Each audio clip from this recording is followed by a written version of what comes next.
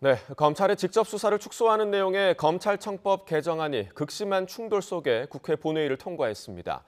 민주당은 모레 임시국회에서 형사소송법까지 마무리 짓겠다는 계획이라 여야의 치열한 갈등 국면은 당분간 계속될 것으로 보입니다.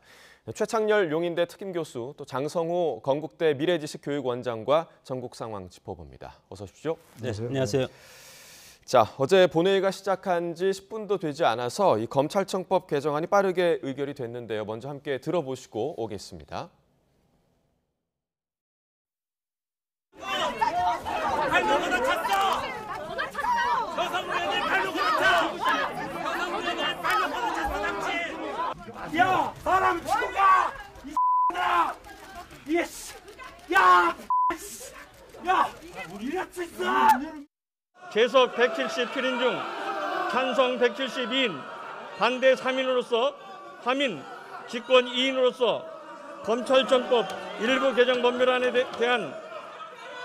대한 수정안은 가결되었음을 선포합니다. 자, 지금 보신 것처럼 욕설과 고성이 오갔고요. 또 몸싸움까지 불사하는 그런 모습을 저희가 봤습니다. 자, 이로써 이제 검찰의 6대 범죄 수사권, 2대 수사권으로 축소가 됐는데요. 자, 교수님, 구체적으로 좀 어떻게 달라지는 겁니까?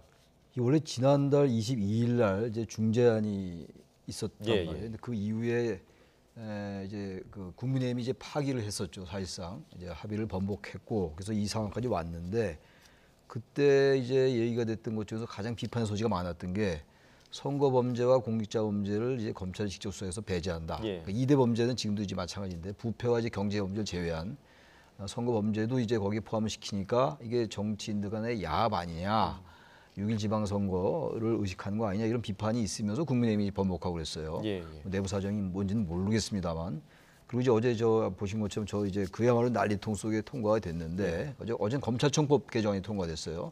아마 내일은 이제 형사소송법 개정안이 통과될 것 같은데, 일단 이제 6대 범죄가 있잖아요. 검찰의 이제 원래 직접 수사 범위가 지난번에 작년에 검경 수사권 조정에서 이제 결정된 거. 그렇죠. 그래서 6대 범죄에서 2대 범죄를 줄였고, 그리고 선거 범죄는 이제 지난 22일에 중재안의 비판을 의식해서인지 일단 올해 연말까지는 이제 검찰이 직접 수사를 할 수 있게끔 해놨어요. 그래서 중대범죄수사청 문제인데, 중대범죄수사청을 이제 설치한다고 돼 있었는데, 이번에 통과된 거에는 또 포함이 안 돼 있죠. 중수청이 포함이 안 돼 있어요. 그것도 좀 이해가 안 가요. 중수청이 포함이 안 돼 있고, 또 사개특위에서 이제 구성을 한다. 사개특위를 구성해서 논의한다고 하는데, 이제 국민의힘은 거기에 부참한다는 것이고, 사개특위, 사법개혁특별위원회. 어쨌든 중수청은 빠져 있고, 또 부패범죄와 경제범죄 등 대통령령으로 정하는 주요법이라고 했다가 중으로 바꿨어요.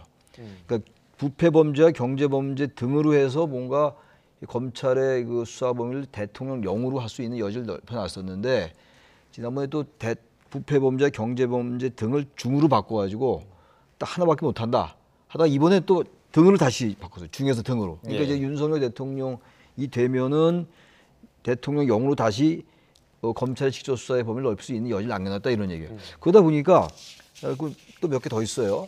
또 보안 수사를 허용한 문제라든지, 또 경찰이 기소 의견을 송치한 사건에 대해서는 보안 수사의 범위가 제한이 없다. 그러나 무혐의 처분한 사건에 대해서는 또 공범과 여죄 수사를 금지한다. 이런 여러 가지가 있는데, 이게 그야말로 누더기법인 것 같아요. 제가 중수청도 아까 없다고 말씀드렸는데, 선거 범죄는 또 어차피 후년 그 총선 때부터는 정치인들 수사는 이제 경찰이 하게 돼 있어요. 이번 이제 6.1 지방선거까지 이제 검찰이 하는 거예요. 선거법 사범은 이제 공소시효가 6개월이니까 그래서 올 12월까지 한 것 같은데, 그 전반적으로 일관성이 굉장히 결여돼 있어요. 그 수사검사와 기소검사는 분리했는데, 또 수사검사가 공소유지도 하게 해놨고, 처음에 또 공소유지도 못하게 했었어요. 그러다 보니까 제가 생각나는 게, 같은 그래서 연장선상에서 비교하는 게 어떨지 모르겠는데, 지난 총선 전에 연동형 비례대표제 만들었다가 여야 정당이 전부 위성 정당 만들고 완전히 법이 누더기가 됐잖아요. 그렇죠. 준연동형 비례대표제라고. 거의 그것의 재판인 것 같아요. 그러니까 이게 무슨 검수완박도 아니고, 그야말로 이거는 그렇다고 검찰 개혁도 아닌 것 같고, 왜 이렇게 그러면서 여야 또 저렇게 몸싸움을 하고 또 저렇게 저런 모습을 보이고 말이죠. 검찰은 검찰대로 헌재 또 이제 그 가처분 신청 내기도 하고 권한쟁의 심판 낸다는 것이고, 전 방향성이 없는 참 이해하기 어려운 법률이다라고 생각합니다. 네. 자, 방향성이 없는 이른바 누더기법이다라고 평가를 해주셨는데 이 부분도 사실 좀 헷갈리는 부분입니다. 그러니까 경제 범죄, 그러니까 부패 범죄를 검찰이 수사할 수 있다고 남겨뒀단 말이죠. 그런데 공직자 범죄인데 경제 범죄일 경우는 어떻게 할 것이냐 이런 식으로 좀 유사한 사건, 성격이 조금 겹치거나 유사한 사건을 완전히 구분하기 어렵지 않느냐, 실무선에서 혼란이 있지 않겠느냐 이런 우려도 있는데요. 원장님 어떻게 보십니까? 그래서 지금 민주당 입장에서는 일단은 검수완박에서 일단은 제가 지금 여러 가지 상황을 보면은 검수반박 네. 아니면 그 다른 말로 또 표현하면 검경 수사권 2차 조정 지난번에 1차 조정을 했지 않습니까? 2차 조정 정도의 수준에서 일단은 국민의힘과 내부적으로 조율한 것이 또 있을 겁니다. 아마 물론 국민의힘이 야당으로서 지금 극렬하게 반대를 한 것은 여러 가지 정치적인 그런 모습도 보이는데 그럼에도 불구하고 내밀하게는 일단은 여당과 야당이 합의한 사항을 일정 부분 반영해서 일단 국회에서 1차적으로 통과를 시키고 향후에도 마찬가지로 윤석열 대통령이 취임을 한다 하더라도 국회에서 또 추가 입법을 또 시도를 하지 않겠습니까? 그때는 선거도 없고 총선까지 앞으로 2년이 남기 때문에 그런 상황에서 여러 가지 일단은 수사권을 축소한다 이런 어떤 취지에서 이렇게 했지만 그러나 여러 가지 이런 것들을 대통령령으로 또 하면 수사권을 확대시킬 수가 있습니다. 검찰이 유지할 수가 있고 그리고 또 이것이 또 여러 가지 보면은 또 시한이 없지 않습니까 지금 수사권 폐지의 시한이 지금 여기에 들어가 있지 않기 때문에 여당과 야당이 앞으로도 추가적으로 협상할 여지를 남겨놨고 그리고 이행을 담보할 수 있는 장치가 없다. 교수님께서 좀 전에 말씀하셨듯이 그렇기 때문에 누더기법인 것 같은데 정치인들이 이런 것들을 그냥 누더기법을 알면서도 했겠습니까? 여러 가지 고도의 전략적인 그런 포지션이 여기 숨어 있을 것 같고 그리고 앞으로 이런 것 관련해서 진영 논리를 자극하면서 정치인들이 정쟁 유발 그리고 국민들은 혼란 이런 것들이 상당 부분 겪을 가능성이 상당히 크다. 그리고 이제 윤석열 대통령이 취임을 하면서 물론 사개특위 같은 건 지금 국민의힘이 참여하지 않는다고 지금 선언을 했기 때문에 추가적인 어떤 보완 장치도 상당히 어렵습니다. 야당이 협조하지 않으면 이런 상황에서 결국은 제가 보기에는 공직자 범죄를 수사를 못하게 지금 하지 않았습니까? 이것이 지금 핵심적인 키포인트다. 그러면 사실은 경제와 부패가 어디와 연결이 되겠습니까?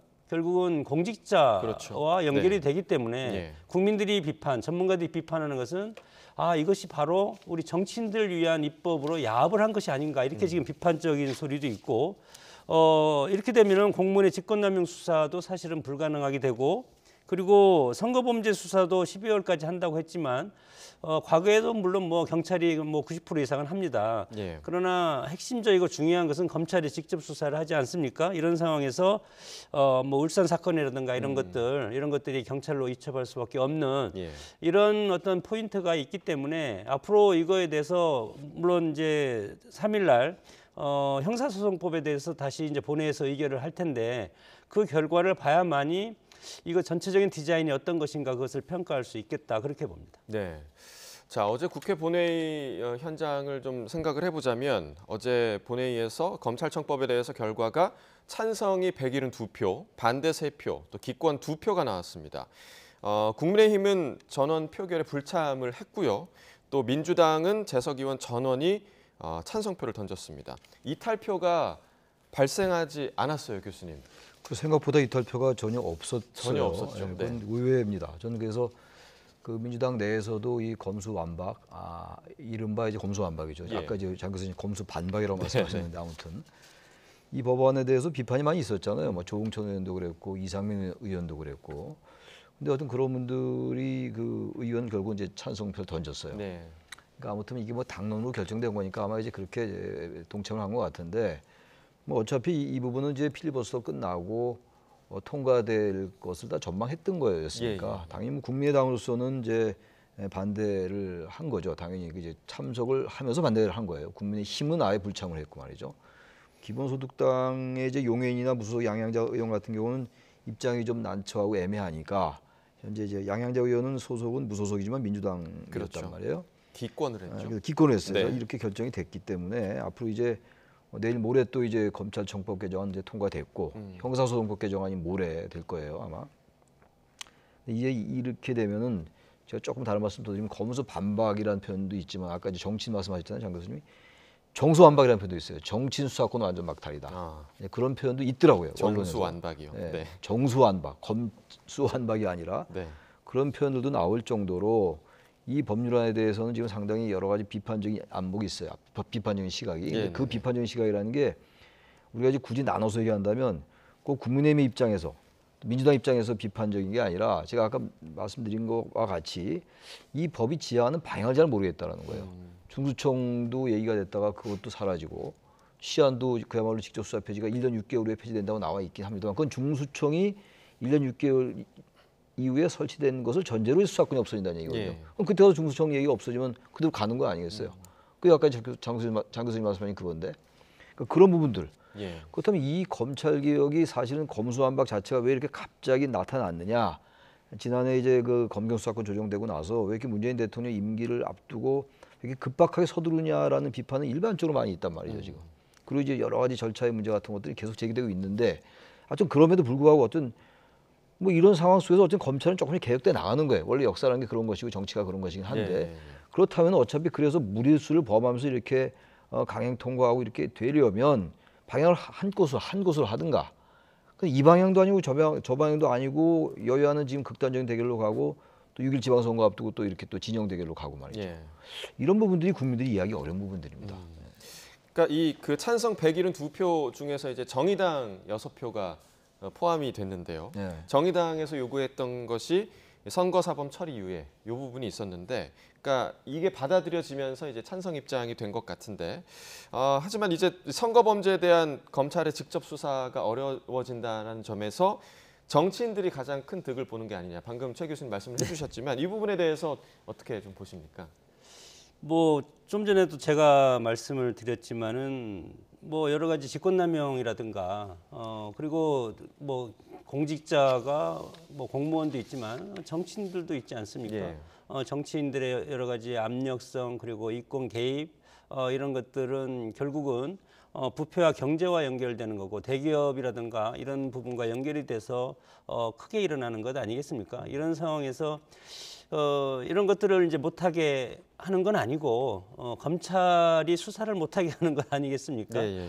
그렇기 때문에 검찰이 수사를 못하게 해서 경찰로 넘어간다고 해서 경찰의 수사력이 약하다는 그런 취지는 아니지만 그럼에도 불구하고 지금까지 어떤 정치인들의 수사는 주로 검찰이 수사지휘를 해서 예. 그리고 기소까지 완결하는 그런 어떤 방식을 지금 뭐 여러 가지 사법적인 어떤 역사 70년 동안 이런 것들이 유지를 해왔고 그동안에도 여러 가지 특히 이제 노태우 정부 시절에 범죄와의 전쟁을 선언하면서 검찰의 힘을 상당히 많이 실어줬지 않습니까? 네.